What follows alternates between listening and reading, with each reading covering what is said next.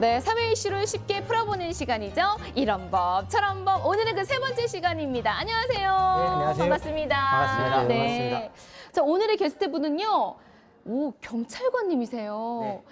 제가 정말 로망하는 그 남편감이거든요. 경찰관이라고 하면은 뭔가 되게 누굴 막 지켜줄 것 같고 가족들을 막 이렇게 지켜줄 것 같은 그런 모습을 저는 막 상상하거든요. 멋지십니다. 일단은 소개 좀 해주세요. 안녕하십니까. 저는 군산경찰서 경북과에 근무하는 장일식 경입니다. 네, 경위님 반갑습니다. 반갑습니다. 반갑습니다. 네. 네, 반갑습니다. 자, 요즘에 또 연말이다 보니까요. 회식 자리가 굉장히 많잖아요. 근데 1차에서 끝나는 게 아니라 분위기가 막 무르익어가면 막 2차, 3차 가는데 제 주변에서도 필름 끊겨가지고 진짜 이거 실제로 있었던 일이거든요. 어떤 아나운서가 길에서 잔 거예요. 진짜 동상 걸려 죽을 뻔했다고 막. 근데 그런 주위에서도 막 그런 일들이 있으실 것 같아요. 많이 있죠. 뭐 술을 많이 드셔도 아무런 문제가 없으신 분도 계시고 술 좀 드시면 예를 들어 좀 난폭해지신 분도 계시고 성격이 바뀌시는 분들 어떤 계시고. 분들은 좀 더 활발해지신 분도 계시고 네.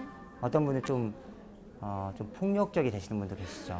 그리고 이제 좀 본인이 좀 위험한 경우가 술 드시고 이제 아무데나 아까 말씀하신 대로 주무시고 저 길 가다가 신고한 경우 꽤 있었던 것 같아요. 길 가다가 그냥 누워 계신 분들 지금 같은 게 되게 위험하죠. 진짜 위험하죠. 실제로 한겨울에. 요즘 특히 많은 것 같아요. 막년에 많아가지고. 맞아요. 어떠세요? 뭐 실제 현장에 있다 보면은 이렇게 쓰러지신 분들도 계시고 하니까 저희도 좀 부담스럽기도 하고 빨리 출동을 해서 조치를 해야 되고 또 너무 이렇게 현장에 가서 봤을 때 저희가 좀 인내는 하면서 이제 귀가시키는 게 목적이니까 이제 그렇긴 한데 그 선을 좀 넘었을 때는 저희도 이제 좀 법적으로 처리를 해야 하지 않을지 고민을 하게 됩니다. 맞아요. 이게 술 먹으면요 뭔가 인격이 달라지는 것 같은 그런 느낌이 드는데 저는 뭐 술 먹으면 원래 애교가 많은데 뭐 애교가 더 뭐 100배 는다고 해야 될까요? 애교가 그렇게 많대요 제가. VCR 보면 안 될까요? 아 예. 자 여러분 저희가 괜히 술 얘기를 끄는 게 아닙니다. 오늘 VCR 보시면요 제가 저희들이 왜 이런 얘기를 했는지 아실 텐데요. 지금부터 함께 준비된 영상 보시죠.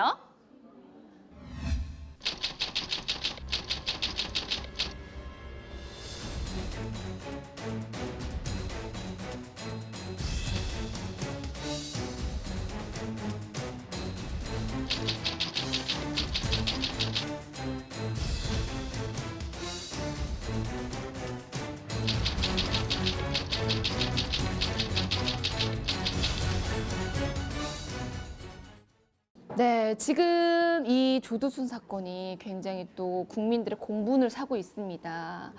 저도 이게 지금 요즘에 뉴스를 굉장히 많이 올라오잖아요. 댓글 보면은 저도 화가 나고 그 기사를 보면 정말 열받아요. 제가 결혼을 안 한 입장에서도 어떻게 이런 끔찍한 일을 벌어질 수 있지? 저는 진짜. 근데 이게 지금 더 국민들을 화나게 하는 게 그렇게 나쁜 일을 저질러 놓고서는 처벌이 너무 작다 이 말이죠. 네, 맞습니다. 그런 얘기들 많이 있어요. 먼저 이게 판결문 그대로 한번 읽어드리면 네. 그 내용 중에 술에 취하여 사물을 변별하거나 의사를 결정할 능력이 미약한 상태에서 범행을 부인하고 있었고 반성하지 않고 있었다라고 적시하고 있고 피해 회복이 전혀 되지 않았다. 그 피해자들의 가족이 엄벌을 탄원하고 있는 상태다. 이런 정상관계들이 있었어요.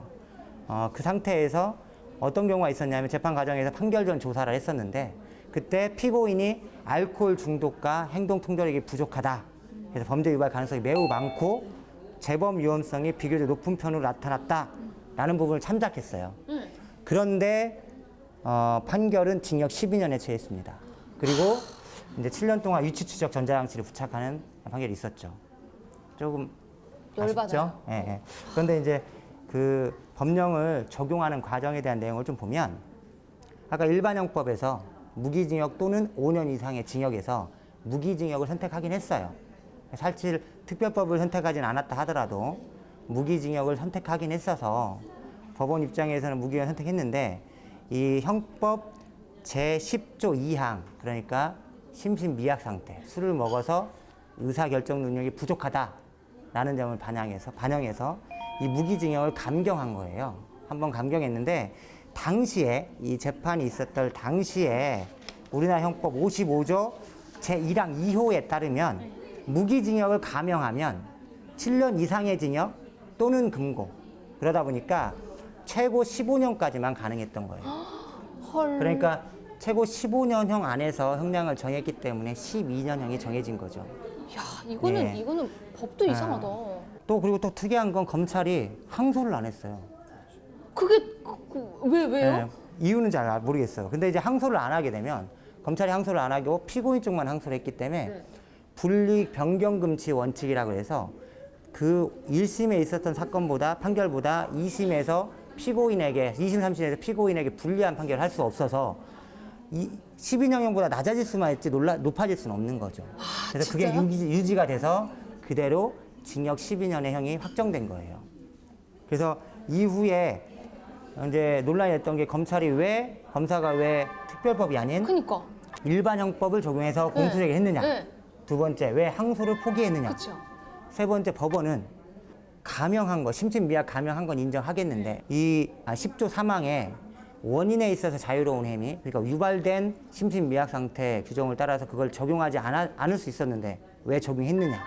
사실은 가장 큰 문제점은 이렇게 심신미약에 의한 감형이 가능하냐, 왜 이 규정이 있느냐, 이런 문제가 사실 더 문제가 근데 되죠. 이게 술에 취한 상태에서 이제 저지른 범죄는 심신장애를 그런 걸 핑계로 처벌 수위가 낮아지는 거라고 하셨잖아요. 그게 매번 있는 거예요? 이거는 사실은 형사법의 기본 원칙인 책임주의 때문에 좀 문제가 됩니다. 지금 저희가 말하려고 하는 이 책임주의는 결국은 이런 위법한 행위가 있었어요. 행위가 있었는데 이 행위를 한 사람에게 그 책임을 물을 수 있겠느냐, 이 뜻이에요. 예를 들어 책임과 관련해서는 미성년자 좀 문제돼요. 형사 미성년자. 14세 미만이잖아요. 14세 미만인 자를 형사 미성년자라고 하는데 어린 친구들을 우리가 벌하지 않는 이유가 자기가 무슨 행위를 하는지 모르기 때문에 그런 의미들이 기본으로 만들어진 제도예요. 그렇고 또 두 번째 이제 아까 말씀드린 것처럼 인식하지 못했어요. 자기가 어떤 일을 하고 있는지를. 그래서 사실은 이렇게 심신미약, 내가 좀 인식을 하는 정도가 약하거나 심실상실, 내가 인식하지 아예 못하고 있거나. 근데 예를 들어 그렇게 못하는 건 여러 가지가 있을 수 있죠. 내가 예를 들어 정신지체아라서 정신장애가 있어서 그럴 수 그건 있고. 인정. 그건 두 번째 내가 아파서 그때 약을 좀 이렇게 맞았는데 그것이 나의 정신상태를 좀 이상하게 만들어서 그럴 수 있거든요. 좀 해롱해롱하게 만들어서. 그렇게 할 수도 있고.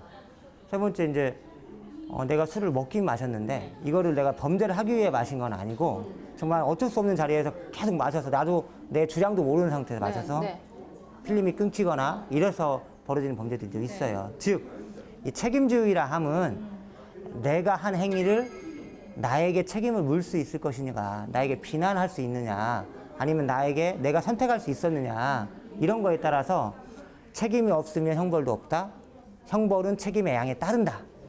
이렇게 하는 것이 책임주의의 대원칙이에요. 어렵네요. 그 중에 하나가 술이고요. 그리고 술 먹어서 내가 정신이 아예 없었을 때, 정신이 조금 의식이 좀 미약했을 때, 이때에 따라서 면하기도 하고 형벌을 감해주기도 하는 거죠. 그 중에 하나가 아까 말한 이 주치자 감형입니다. 무엇보다 우리 장경희님은 이제 경찰관이시니까 실제 사례도 엄청 많이 접하셨을 것 같아요. 네, 뭐 실제 야간 같은 경우에 주치 신고가 일단 거의 112 신고의 한 절반 이상을 차지하고 있고요. 실제 이제 현장에 나가 보면 다양한 사건들이 많이 있습니다. 뭐 가만히 있어도 예를 들어서 대리운전 기사랑 시비가 있어서 파출소에 오기도 하고요. 택시 기사를 폭행하기도 하고, 왜 이렇게 가까운 거리를 갔어야 하는데 멀리 돌아왔다. 왜냐면 술에 취했기 때문에 그 판단을 잘 못하는 거죠. 그런 신고들이 실제 파출소에 많이 있고요. 저희가 실제 현장에 또 나갔을 때는 술에 취해서 다른 일행들하고 시비가 붙어서, 뭐 가장 흔하게 있는 경우가 뭐 어깨에 부딪혀서 길거리에서, 특히 20대 초반 그런 젊은 친구들이, 대학생들이나 그런 친구들은 길거리에서 이렇게 또 많이 집단 폭력을 또 행사하기도 하고요. 술 취해가지고요? 예, 술에 취해서. 그래서 이제 도착을 하게 되면 경찰관인지 누군지도 모르고 계속 엄청 행패를 많죠, 부리는 있구나. 경우도 있고. 실제로 경찰관에게도 이해를 좀 많이 하기도 하지 않나요? 예, 실제 그렇습니다. 저희가 뭐 112 수찰차가 빨리 출동을 해서 현장에 가보면은 제지를 해도 말을 듣지 않아서 저희가 경력을 다 뭐 순찰차 한 2대, 3대까지 집중적으로 이렇게 출동 조치를 하는데도 불구하고 간신히 말릴 수 있을 정도.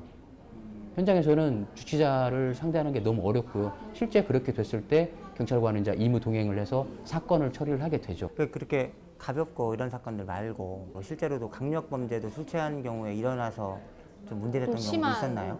그렇죠. 실제 저도 뭐 그런 경우를 많이 현장에서 접했습니다. 처음에 이제 일행이 있었지만 그 일행들도 술이 너무 취했기 때문에 일행들이 이탈을 해서 가버립니다.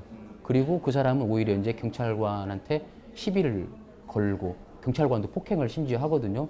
저 역시 현장에 있을 때 맞아봤기도 했고 그래서 실제 사건도 해서 공무집행 방해 사건으로 송치를 한 적도 있습니다. 그렇지만 이제 그런 분들은 자기가 한 행동에 대해서 전혀 죄책감도 느끼지 않고 저희는 현장에서 적법하게 조치를 했음에도 불구하고 경찰관한테 계속 욕하고 폭행을 하기 때문에 저희는 또 강력하게 처벌을 하는 추세라고 볼 수 있습니다. 그럼 이번 이 사건을 통해서 뭔가 바뀐 법안이나 발의된 법안들이 있는 거예요? 있죠, 있죠. 저 그게 너무 궁금해요. 좀 이 사건을 통해서 우리나라의 법이 좀 많이 바뀌어야 되지 않을까? 한번 술에 볼까요? 대해서 너무 관대하잖아요.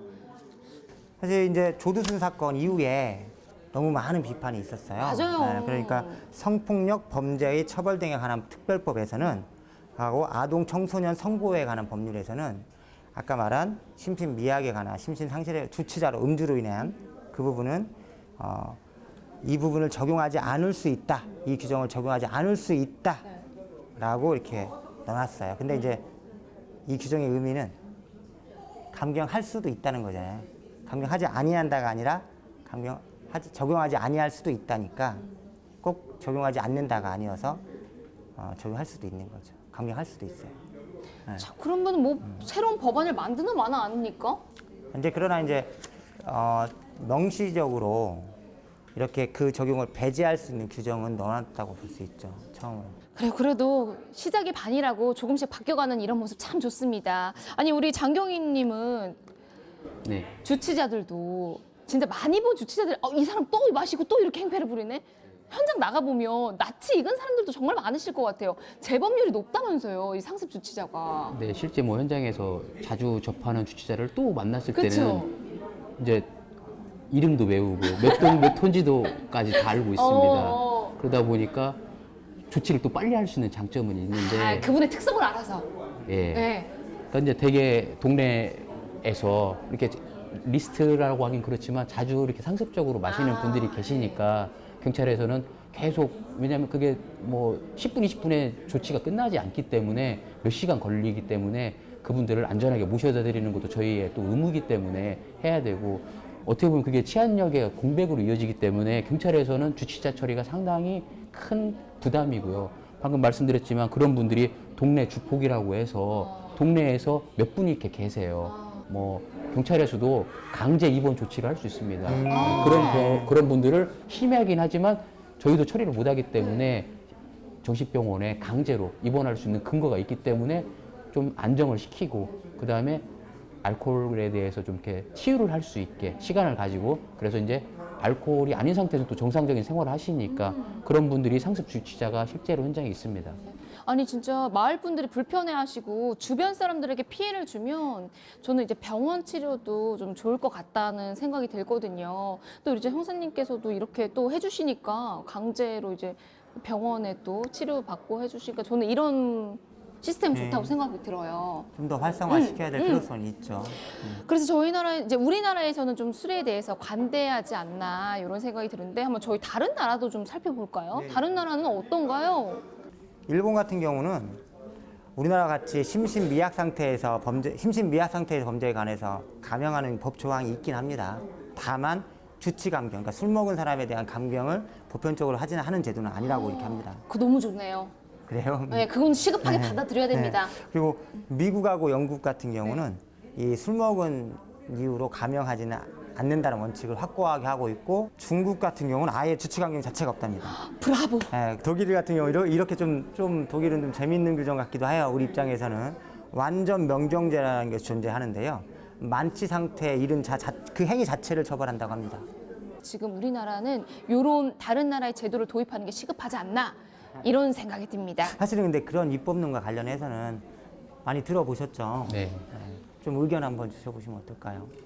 저는 뭐 일단 현장에서 경찰관이다 보니까 냉정하고 객관적으로 사건을 처리를 하려고 하는데 술에 취한 상태에서 이미 범행은 이루어졌고 술이 깬 다음에 잘못을 했다고 했을 때 사실 개인적으로는 좀 화가 나죠. 그렇지만 요즘 이렇게 입법론이 강화되고 있는 추세이고 저도 현장에서 그런 피해를 사실 입었기 때문에 국민들한테 일정 부분 공권력 강화의 측면에서도 봤을 때도 좀 엄벌주의, 즉 이렇게 음주로 인해서 감형을 시켜주는 것은 조금 멀리, 예? 그러니까 트렌드를 좀 바꿀 필요는 분명히 있다고 봅니다. 자, 이제 저희가 이제 마지막 질문입니다. 주치자 감형 논란에 대해서 이제 종합적인 의견을 또 한 분 한 분씩 들어볼게요.